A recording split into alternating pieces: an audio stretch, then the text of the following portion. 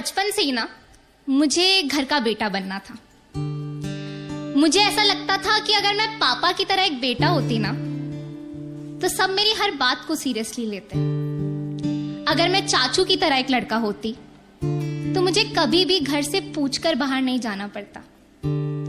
अगर मैं भाई की तरह एक बेटा होती तो दादी अपने झुमके मेरे दहेज के लिए अलग से निकाल कर नहीं रखती। और अगर मैं वो फिल्मी हीरोज की तरह एक बेटा होती तो सब मुझे मुसीबतों से बचाने के लिए कांटेक्ट करते। इसीलिए ना जब पापा मुझे बेटा बेटा कहकर बुलाते थे तो मुझे बहुत अच्छा लगता था।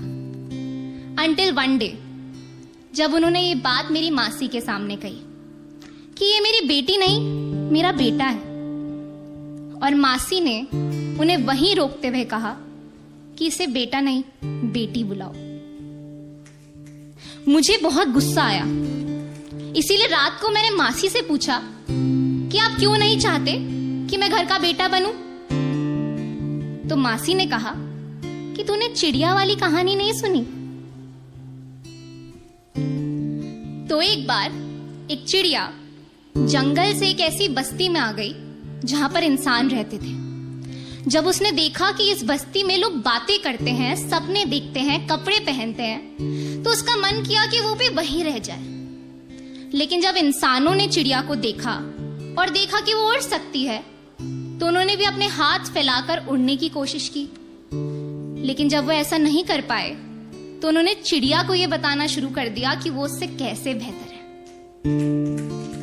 उन्होंने चिड़िया को बताया कि ये जो उसके पंख है ना वो इतने कमजोर हैं कि इंसान के हाथों की तरह वजन नहीं उठा सकते। उन्होंने बताया कि वो उनकी तरह कभी नहीं बन सकती। चिड़िया इंसानों की बातों में आ गई और उसे लगा कि अगर उसे इस बस्ती में अपनी जगह बनानी है तो उसे इंसानों की तरह बनना पड़ेगा। इसीलिए चिड़िया इंसानों को कॉपी करने लगी। लेकिन जब भी वो अपने पंखों से उनकी तरह काम करने की कोशिश करती तो उसको चोट लग जाती। फिर भी वो कोशिश करना चाहती थी, वो इंसानों की तरह बनना चाहती थी।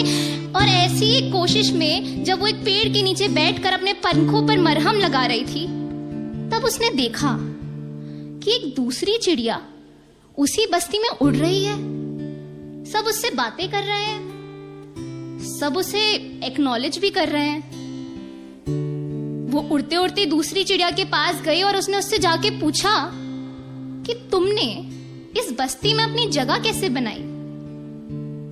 तो दूसरी चिड़िया ने कहा कि जब उसने इंसानों की बातें सुनना बंद कर अपने उड़ने की सुपर पावर और अपने पंखों की ताकत के बारे में जाना ना, तब उसे पता चला कि उसका चिड़िया होना कितना स्पेशल है।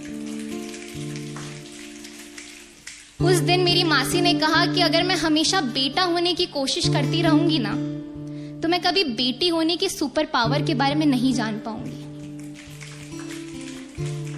उस दिन मुझे रियलाइज हुआ कि मैंने कभी भी अपनी माँ को एक बेटी की तरह देखा ही नहीं, जिनको नानी बिना सेकंड थॉट दिए अपना दिल हल्का करने के लिए कॉल कर लेती है। मैंने अपनी बुआ को एक बेटी की तरह देखा ही नहीं, जो कितनी भी बिजी क्यों ना हो दादू के साथ वॉक पर जाने के लिए हमेशा वक्त निकाल ही लेती हैं। मैंने अपनी मासी को भी एक बेटी की तरह कभी समझा ही नहीं, जो सोसाइटी के ताने सुनते हुए भी बचपन से अब तक मामा के साथ घर के फाइनेंसेस में इक्वली कंट्रीब्यूट करते हुए आई है 18 साल की उम्र से।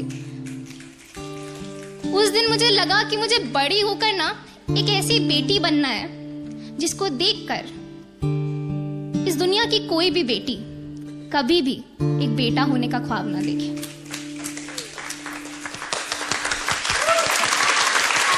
Love you Anka, beautiful.